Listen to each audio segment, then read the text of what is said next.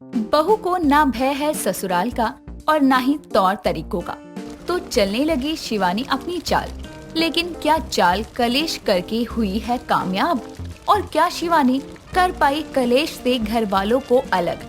जानेंगे इस कहानी के जरिए सब कुछ कि कैसे हर बात पर कलेश करने वाली शिवानी को सबक मिलता है एक हादसे के बाद। प्रतिभा हर रोज की तरह आज भी रोज किचन में खाना बना रही थी। तभी उसकी बहू शिवानी किचन में आती है और वो देखती है इतने सारे बर्तन हैं और वो सब उसे ही धोने हैं। ऐसे में वो अपनी सास को कहती है, माँ जी, आज सीमा को कहो कि वो बर्तन साफ कर ले, बाकी का काम मैं कर लूंगी। तुझे पता नहीं, कल ही वो मायके गई है। क्या? देवरानी जी मायके गई हैं और मुझे पता भी नहीं है। ऐसा क्यों? क्या मैं इस घर की सदस्य नहीं हूँ? अगर नहीं हूँ तो मुझे आज के आज अलग होना है। उसके पिता की तबीयत खराब थी, वो तो चली गई। इसमें तमाशा बनाने वाली कौन सी बात है जो तूने पूरे घर को चिल्ला चिल्ला कर सर पर उठा रखा है? मैं तमाशा कर रही हूँ? मैं? माँ जी, आपने तो मुझे कभी समझा ही नहीं है। शिवानी इतनी सी बात पर कलेश करने लगती है कि उसे किसी ने नहीं बताया कि सीमा अपने मायके गई हुई है, और वो भी 10 दिनों के लिए। ऐसे में शिवानी मुंह बना लेती है और अपने कमरे में जाकर बैठ जाती है। और जब शाम में शिवानी का पति विशाल घर आता है तो वो अपनी पत्नी को देखकर कहता है, तुम्हारे चेहरे पर 12 क्यों बजे हुए हैं? सब ठीक तो है ना? मुझे ना जाने ऐसा क्यों लगता है कि मैं इस घर में सिर्फ काम करने के लिए रह गई। शिवानी अपने पति को ऑफिस से आने के बाद बता देती है कि उसकी सास ने उसे कैसे नहीं बताया कि सीमा मायके गई है। विशाल भी अपनी माँ के पास जाता है और अपनी माँ से कहता है, माँ, आपको भी पता है वो छोटी छोटी बातें पकड़ कर बैठ जाती है। आप उससे कुछ ना ही कहा करो तो अच्छा है। तो ये मुझे क्यों बताने आया है? जा अपनी बीवी से पूछ, उसने आज पूरे दिन कमरे में बैठकर रोने के अलावा किया ही क्या है। माँ, सच में इस घर में बहुत कलेश होने लगा है। मैं किसी दिन इस घर को छोड़कर ही चला जाऊंगा। अब कर भी क्या सकते हैं। शिवानी का समझ नहीं आता था कि वो छोटी सी बात को कलेश का रूप कैसे दे देती थी। अगली सुबह शिवानी किचन में बर्तन धो रही थी। तभी शिवानी का देवर रोहन खाना खाकर प्लेट रखने आता है और वो भनभनाते हुए कहती है, खुद की बीवी तो मायके में बैठी हुई है इनकी, मैं नौकर हो रही हूँ जो इनके झूठे बर्तन धोऊं, कपड़े धोऊं। कुछ कहा क्या भाभी आपने? जो बोलना है ना सामने बोला करो। मुझे किसी का डर नहीं है। मैं मुंह पर बोल नहीं सकती, कर तो मैं बहुत कुछ सकती हूँ, लेकिन करना नहीं चाहती। तो बोलो क्या चाहते हो? मैं काफी समय से देख रहा हूँ कि आप सीमा को बहुत कुछ उल्टा सीधा बोलते रहते हो। जब सीमा नहीं थी तो सारा काम करके देती थी देवर जी मैं आपको, और अब बीबी क्या आ गई, मैं तो बुरी लगने लगी हूँ। मैंने ऐसा कहा है क्या भाभी? आप तो सुबह सुबह कलेश कर रहे हो। मेरा तो बोलना ही बेकार है। छोटे बड़े हर कोई मुझे सुनाकर चला जाता है। मेरी तो इस घर में अब इज्जत ही नहीं रह गई। अब शिवानी को कौन ही समझा सकता था कि ये भी कोई बात थी कि बर्तन बढ़ते देखकर वो लड़े। लेकिन उसकी रग रग में तो कलेशी खून ही दौड़ता रहता। कुछ समय बाद शिवानी घर का काम कर रही थी और उसकी सास प्रतिमा दरवाजे पर बैठकर अपनी पड़ोसन विमला से बातचीत कर रही थी। तभी शिवानी पोछा लगाते हुए भनभनाती है, इस घर के लोगों ने तो मुझे इस घर में नौकरानी का दर्जा दिया हुआ है। अब तो मेरा हाल भिखारी से भी बदतर हो गया है। मेरे माँ बाप कभी अचानक यहाँ आ गए और वो मुझे पहचान नहीं पाएंगे कि ये उनकी बेटी है या फिर कोई फटीचर। ये बातें विमला और शिवानी की सास प्रतिमा सुन रही थी। तभी विमला प्रतिमा से कहती है, तेरी बहू को क्या हुआ? सुबह सुबह इतना आफत क्यों मचा रही है? उसे कुछ नहीं हुआ, उसके दिमाग क्या गीजर ऑन ही रहता है 24 घंटे। बता, कैसे बोल रही है? सच में तू ही है जो इसे कुछ नहीं बोलती, वरना कोई और दूसरा होता तो इसे घर से ही निकाल देता। क्या करूं, इसके काम ही ऐसे हैं। इससे बोलना यानी अपना सर फोड़ना दोनों बराबर हैं। इतना बोलकर विमला देखती है कि प्रतिमा की बहू शिवानी फोन आने पर भी गुस्सा हो जाती है और फोन काटने के बाद खुद से कहती है, इन कंपनी वालों को भी चैन नहीं है। जब मन होता है तब कॉल करते हैं। इनकी शिकायत तो मैं सुप्रीम कोर्ट में करूंगी, तब जाकर ये लोग मेरा पीछा छोड़ेंगे। प्रतिमा, तू तो सही कह रही थी, ये कलेशी ही है। देख तो, कंपनी वालों को भी गाली दे रही है। ये तो कुछ भी नहीं विमला। एक दिन तो ये मार्केट गोलगप्पे खाने गई थी, वहाँ उसने इसे मीठा गोलगप्पा खिला दिया और उसे खाने के बाद गोलगप्पे वाले से कहने लगी, तेरी वजह से अगर मुझे डायबिटीज हुई ना तो तुझे जेल करवा दूंगी, समझा ना। भगवान तुझे शक्ति दे इसे झेलने की। मैं चलती हूँ, कल आऊंगी, थोड़ा बहुत काम कर लूँ। देर शाम फिर से खाना बनाने को लेकर शिवानी कलेश मचाती है क्योंकि रोहन ने खीर मांगी थी और विशाल को गाजर का हलवा। लेकिन ये सुनकर शिवानी अपनी सास से कहती है, माँ जी, आपने अपनी उस बहू को तो मायके में बैठा रखा है और देवर जी यहाँ बैठे बैठे फरमाइश करते रहते हैं। ये सही नहीं है। मुझसे कोई एक ही चीज बनेगी, वो भी मैं विशाल जी का फेवरेट गाजर का हलवा बनाऊंगी। बनाना है तो दोनों की पसंद का बना, वरना किसी के लिए कुछ नहीं बनेगा, समझी तू? माँ जी, मैंने कह दिया आपसे, आपको बनानी है तो बना लो, मुझे मत ही बोलो। इस कलेश को देखकर रोहन शिवानी से कहता है। भाभी रहने दो, कोई बात नहीं, खीर मत बनाओ, आपको जो बनाना है ना आप बना लो। आ गया माँ का लाडला संपत्ति देने। खा लो देवर जी, आप भी फुटेज में तो आपको भाव ही नहीं देती मैं, लेकिन फिर भी आपको ऐसा लगता है आपको देखकर मेरा फैसला बदल जाएगा, तो आप गलत हो। भाभी अभी मैंने आपसे कुछ कहा भी नहीं है, मुझसे तो आप इस तरह से बात बिल्कुल भी मत किया करो। तो खुद ही बना लो ना अपनी पसंद की चीजें। रोहन, तू जा अपने कमरे में, इस औरत का दिमाग फालतू काम में ज्यादा ही चलता है। माँ जी, आप मुझे औरत वौरत ना बोलो, बहू हूँ आपकी, इज्जत दोगी तो मैं भी माँ जी कहूँगी, वरना नाम लेकर बुलाने लगूंगी। जैसे तैसे झगड़े को शांत करवाया जाता है, लेकिन इस बार तो शिवानी के मन में एक अलग ही आइडिया चल रहा था, जिसे यूज करके वो अपनी सास, देवर और देवरानी से अलग हो सकती है। और यही सोचते हुए शिवानी किचन में काम कर रही थी। माँ जी, विशाल जी, जल्दी आओ, जल्दी आओ।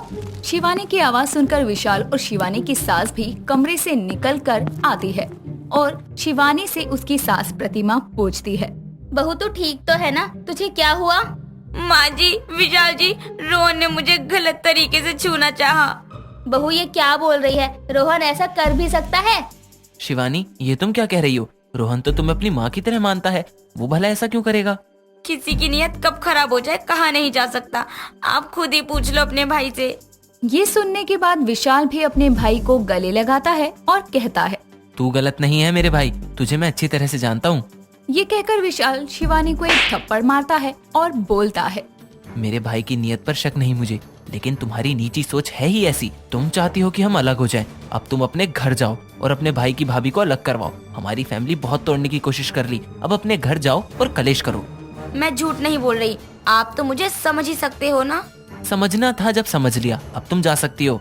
और विशाल भी अपनी पत्नी को घर से निकाल देता है, क्योंकि वो उसके कलेश से तो परेशान था ही, लेकिन अब वो उसकी हरकत देखकर उसे घर में नहीं रख सकता था। अमर गांव से शहर काम करने और पैसे कमाने आया था, पर उसे यहाँ पर एक कविता नाम की लड़की से प्यार हो जाता है। कविता एक अमीर घर की लड़की थी, पर उसकी फैमिली में सिर्फ उसकी माँ पूजा ही थी। लेकिन अमर अनाथ था, उसके आगे पीछे कोई नहीं था सिवाय एक दोस्त के। ऐसे ही एक दिन अमर से मिलकर कविता उससे कहती है, अमर, अब ना हमें शादी कर लेनी चाहिए, हमें कितना वक्त हो गया है साथ में, अब मेरी माँ को भी तुमसे मिलना है। देखो कविता, मैं तो आज तुमसे शादी कर लूं, पर क्या करूं मैं एक अनाथ हूं और गरीब भी हूं। कई दुनिया वाले ये ना कहे कि मैंने तुम्हारे पैसों के लिए तुम्हें फंसाया और तुमसे शादी कर ली। नहीं नहीं अमर, मुझे दुनिया से कोई फर्क नहीं पड़ता, मुझे सिर्फ तुमसे फर्क पड़ता है अमर। पर कविता, मुझे कुछ नहीं पता, बस तुम कल आ रहे हो मेरे घर मेरी मम्मी से मिलने और हमारी शादी की बात करने, बस।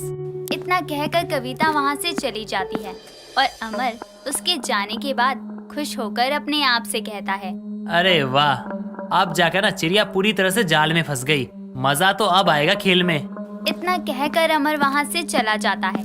अगले दिन अमर कविता के कहने पर भोली सी सूरत बनाए उसके घर पहुँच जाता है और उसकी माँ पूजा से शादी के बारे में बात करता है। नमस्ते आंटी जी। हाँ बेटा, आओ बैठो, बताओ सब कैसा चल रहा है? आंटी जी सब ठीक चल रहा है, पर ना मैं आपसे ना कुछ बात करने आया था अपने और कविता के बारे में। हाँ तो बोलो। अब अमर पूजा से कविता और अपनी शादी की बात करता है और उसे अपनी बातों के जाल में फंसाकर शादी के लिए हाँ करवा लेता है। धीरे धीरे यूं ही 1 महीना निकल जाता है और कविता और अमर की शादी हो जाती है। शादी के 2 दिन बाद अमर अपने दोस्त राजू से मिलने जाता है, जहाँ राजू उससे कहता है, और दुल्हे राजा, आप यहाँ क्या कर रहे हैं? अरे भाई, ये क्या कह रहा है? तुझे तो पता है ना मैंने शादी क्यों की है। हाँ भाई, मुझे तो सब मालूम ही है, अकेले ही सारा माल हड़पने का इरादा है ना तेरा? अरे नहीं दोस्त, इसमें से आधा ना मैं तुझे भी दे दूंगा, खुश? चल ये सब तो ठीक है, पर अब ये बता कि आगे क्या करना है इस कविता रानी का? करना क्या है, 2-3 दिन में सब कुछ अपने नाम करवा कर यहाँ से भाग जाना है, जैसे पहले भी करते आए हैं। हाँ ये बात हुई ना, लेकिन ये बता यहाँ से जाने के बाद क्या करेंगे? एक और नया शिकार खोजेंगे और उसके पैसों पर ऐश करेंगे। इतना कहने के बाद दोनों कुछ देर और साथ बैठकर बातें करते हैं। वहीं दूसरी ओर कविता को अमर की असलियत पता चल जाती है। कोई उसे कॉल पर बताता है कि अमर उसे धोखा दे रहा है, जिसके बाद वो अमर को कॉल करती है और वो उसे घर बुलाती है। अमर थोड़ी ही देर में आने का बहाना करता है पर जाता नहीं है। फिर कविता खुद उसे ढूंढने उसके दोस्त के घर चली जाती है, लेकिन रास्ते में उसका एक्सीडेंट हो जाता है और जैसे तैसे कविता को हॉस्पिटल में एडमिट करवाकर कविता की माँ पूजा अमर को कॉल करके बुलाती है। हेलो अमर बेटा, जल्दी से हॉस्पिटल आ जाओ, कविता का एक्सीडेंट हो गया है, उसकी हालत बहुत खराब है। अरे यार, अब ये क्या मुसीबत है। हाँ ठीक है मम्मी जी, मैं अभी आता हूँ। क्या हुआ भाई? अरे कुछ नहीं, बस कविता का एक्सीडेंट हो गया है। उसकी माँ का कॉल आया था, कह रही थी हालत बहुत खराब है उसकी। अरे भाई, ये तो अच्छी बात है ना अपने लिए। वो अगर मर जाएगी तो हमारा ही काम आसान हो जाएगा। अरे वो सब बाद में देखेंगे, पहले हमें अस्पताल जाना होगा, वरना उस बुढ़िया को ना शक हो जाएगा मुझ पर। हाँ सही कहा तूने। चल तू चला जा उसके पास। हाँ जाता हूँ। इतना कहकर अमर वहाँ से अस्पताल के लिए निकल जाता है और वहाँ पर उसे कविता की माँ मिलती है, जिससे वो कहता है, क्या हुआ मम्मी जी, कविता का ये एक्सीडेंट कैसे हुआ? पता नहीं बेटा, घर से बड़ी जल्दबाजी से निकली थी, ये कहकर कि जरूरी काम है। उसके जाने के 1 घंटे बाद यहाँ से कॉल आया कि कविता हॉस्पिटल में है, उसका एक्सीडेंट हो गया है। आप शांत हो जाओ मम्मी जी, कविता ठीक हो जाएगी। इतने में ही पूजा और अमर के पास डॉक्टर आते हैं और अमर से कहते हैं, क्या आप कविता जी के पति हैं? जी हाँ, मैं कविता का पति हूँ। मुझे आपसे अकेले में बात करनी है कविता जी के बारे में। जी ठीक है। मेरे साथ चलकर मेरे कैबिन में बात करते हैं अमर जी। ठीक है। अमर जी, आपकी पत्नी का इस एक्सीडेंट में पैर खराब हो गया है, जिसे हमें काटना पड़ेगा, लेकिन उसके लिए हमें फैमिली की राय लेनी पड़ती है और आप उसके पति हैं, तो ये काम भी आपको ही करना पड़ेगा। मतलब डॉक्टर, आप कविता का एक पैर काट देंगे? जी हाँ, अगर ऐसा नहीं किया तो उनकी जान को खतरा है। वैसे मुझे कौन सा उसके साथ हमेशा रहना है, आज यहाँ तो कल वहाँ, मेरा क्या जाता है। जी आपको जो सही लगे ना आप करो डॉक्टर, बस मेरी कविता को बचा लो। ठीक है अमर जी, हम अभी सर्जरी चालू कर देते हैं। इतना कहकर डॉक्टर ऑपरेशन की तैयारियां शुरू कर देते हैं। 2 घंटे तक कविता का ऑपरेशन चलता है और उसका एक पैर काटकर नकली पैर लगा दिया जाता है। अब उसका ऑपरेशन हो जाने के बाद पूजा और अमर उससे मिलने जाते हैं। बेटी कविता, तू ठीक है ना? हाँ माँ, मैं ठीक हूँ, पर मेरा पैर। चुप हो जाओ कविता, तुम्हारा एक पैर गया तो क्या हुआ, मैं हमेशा तुम्हारे साथ हूँ। और ऐसी कौन सी जरूरी बात आ गई थी जो तुम भागी भागी कहीं जा रही थी? कविता उस समय अमर की सच्चाई उसे पता चल गई है। ये बात अमर और अपनी माँ के सामने नहीं कहती और बात बदलकर कविता कहती है, हाँ सही कहा तुमने अमर, तुम मेरे साथ हो तो मुझे किसी और चीज की जरूरत ही नहीं है।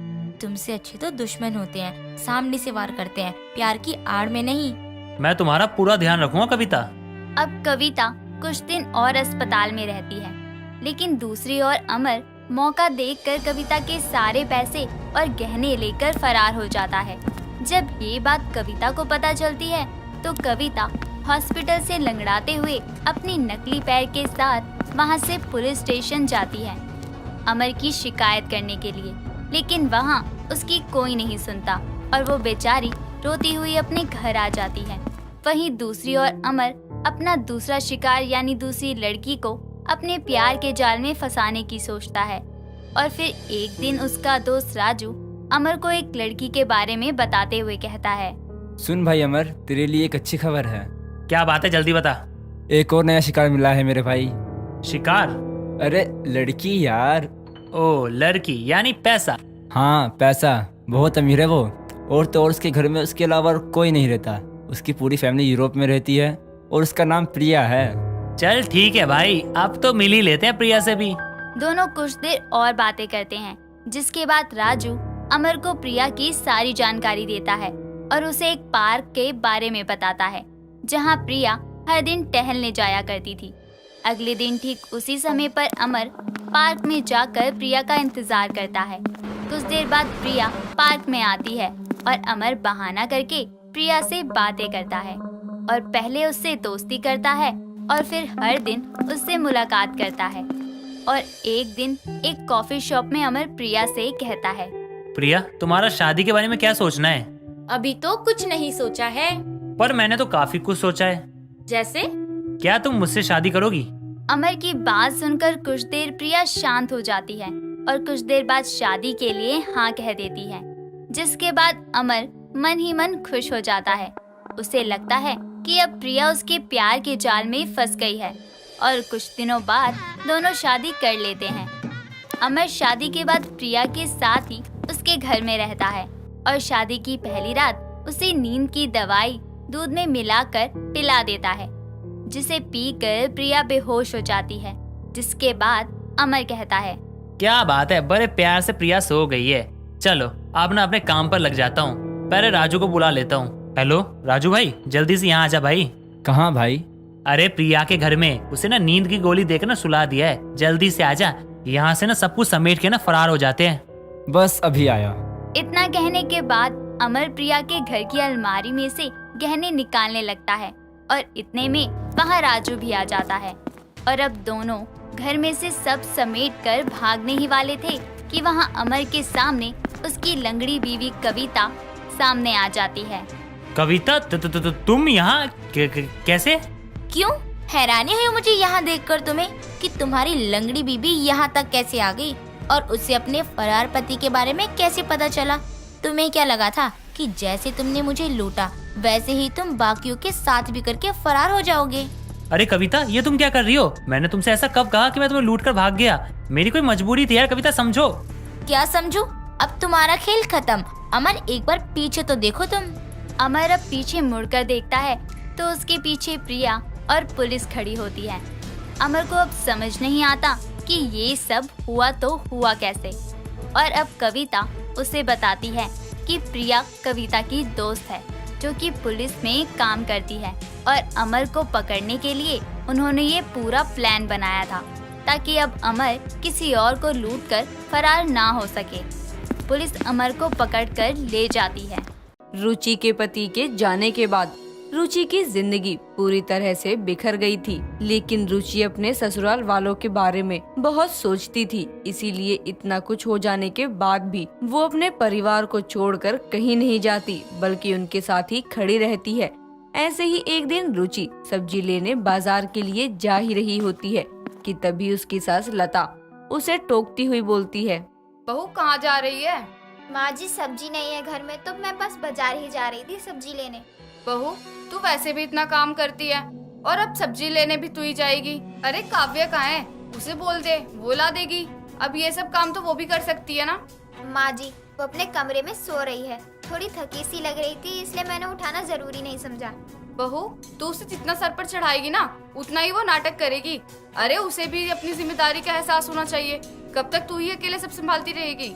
माँ जी जब मैं हूँ तो काव्या को कुछ करने की क्या ही जरूरत है।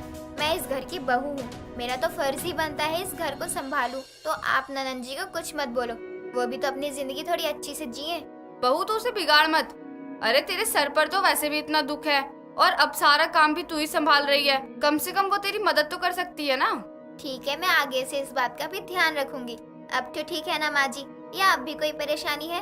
हाँ ठीक है, अच्छा थैला दे, मैं सब्जी लाती हूँ। तू थक गई होगी ना, थोड़ा आराम कर ले। माँ जी मैं अभी आराम करके ही तो आई हूँ, आप मेरी फिक्र मत करो। भगवान ने भी पता नहीं कैसी तेरी किस्मत लिखी है। पहले पति था तो सुख नहीं मिला, वो नशे में पड़ा रहता था पूरे दिन। अब पति चला गया तो भी तुझे चैन नहीं है। माँ जी अब पुरानी बातों का क्या ही याद करना, हमारे हाथ में थोड़ी ना होता है कुछ।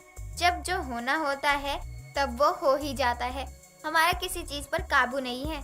कभी कभी तेरे बारे में सोचती हूँ तो ऐसा लगता है कि काश कुछ ऐसा हो जाए और मैं तेरी जिंदगी में वापस खुशियाँ ले आऊँ, सब ठीक कर सकूँ। माँ जी आप इन सब चीजों की जिम्मेदार खुद को मत मानो, इसमें आपकी कोई गलती नहीं थी, ये तो मेरी किस्मत ही खराब थी, तो आपको क्या ही दोष देना। अच्छा मैं सब्जी लेकर आती हूँ।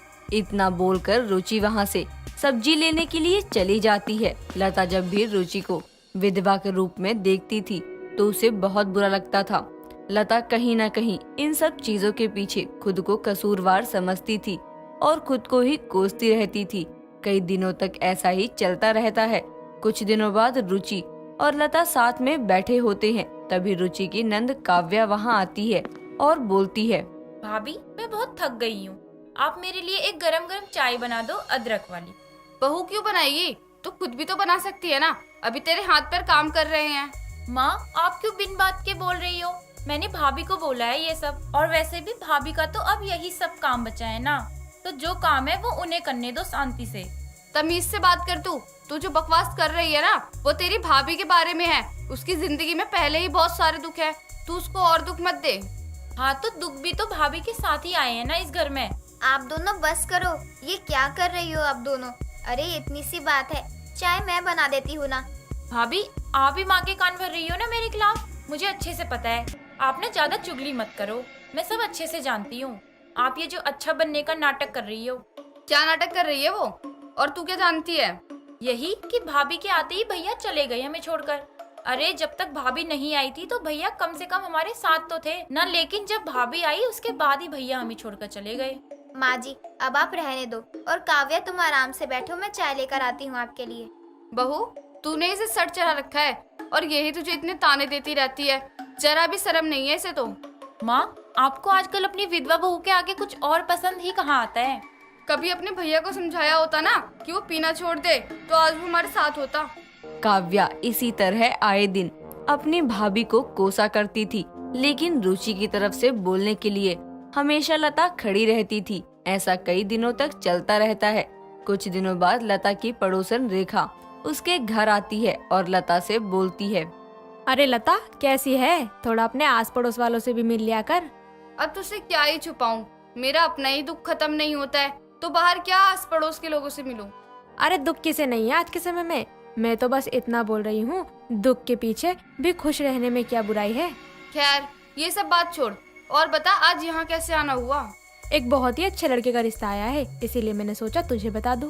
क्या? ये तो बहुत अच्छी बात है, लेकिन काव्या को शादी के लिए बोलूंगी तो वो मानने वाली कहाँ है? हाँ तो काव्या की बात कर ही कौन रहा है, मैं तो तेरी विधवा बहू की बात कर रही हूँ। उन्होंने तेरी विधवा बहू के लिए ही रिश्ता भेजा है। क्या? मेरी विधवा बहू के लिए? लेकिन अब ये छोड़ और जरा ये सोच कि तेरी बहू की भी उम्र ही क्या है। इतनी छोटी उम्र में उसका घर उजड़ गया, और अब जब इतना अच्छा रिश्ता खुद सामने से आया है तो तू क्यों इतना सोच रही है?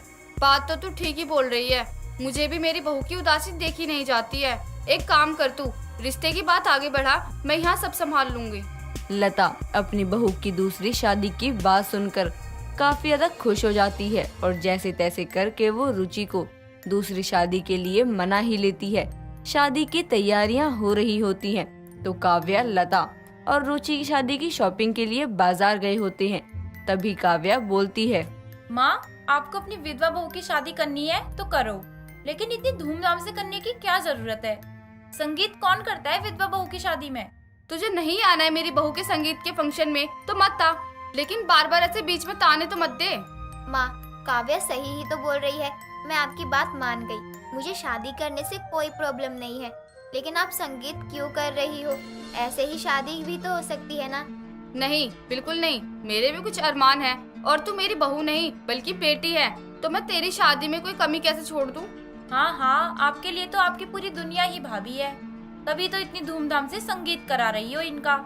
जब मोहल्ले के 4 लोग भी इसी बात को लेकर ताने देंगे ना, तब पता चलेगा कि मैं सही बोल रही थी। लता किसी की भी बात नहीं सुनती है और अपनी विधवा बहू के संगीत की तैयारियां करने लगती है। कुछ दिनों बाद संगीत का दिन आता है तो आस पड़ोस के सभी लोग वहां आए होते हैं। तभी वहां एक औरत बोलती है, अरे देखो अभी पति को गए हुए 1 साल भी नहीं हुआ और अपनी विधवा बहू का संगीत और शादी कितने धूमधाम से करवा रही है। अब कौन समझाए माँ को, उन्हें तो बस अपनी विधवा बहू के आगे कुछ नहीं दिखाई देता है। बेटा बाहर वालों को तो काम ही होता है बोलने का, लेकिन तू तो अपनी भाभी की नंद है ना, और तू ही अपनी भाभी को सुना रही है। और क्या कर सकती हूँ मैं, अब काम ही ऐसा हो रहा है। अच्छा तेरा मतलब है कि तू तो अपनी शादी के बाद अच्छे से जिए, लेकिन तेरी भाभी यहीं घिसती रहे। आंटी जी बेटा देख, तेरी भाभी तेरे घर परिवार के लिए इतना कुछ करती है तो उसका भला नहीं सोच सकती तो कम से कम उसका बुरा भी मत सोच। लेकिन भाभी को भी तो सोचना चाहिए ना। तेरी भाभी अभी तक तुम लोगों के बारे में ही तो सोच रही थी, तभी तो कहीं नहीं गई, और अब चली जाएगी तो अब तो उसके साथ अच्छा व्यवहार कर। रेखा की बात सुनकर काव्या को अपनी गलती का एहसास होता है और वो वहाँ से रुचि के पास जाती है। रुचि अपनी सास के साथ होती है, जहाँ जाकर काव्या बोलती है, भाभी मुझे माफ कर दो, मैंने आज तक आपको ही ताने दिए हैं, लेकिन आप कुछ समय बाद चली जाओगी तो मैं नहीं चाहती कि आप यहाँ से बुरी यादें ले जाओ। चलो, तुझे अपनी गलती तो समझ आई और इससे अच्छी बात हमारे लिए क्या ही कुछ हो सकती है। मेरी विधवा बहू का संगीत अब और भी धूमधाम से होगा। लता अपनी विधवा बहू का संगीत बहुत ही धूमधाम से करवाती है और फिर बहुत ही अच्छे से शादी भी करवा देती है।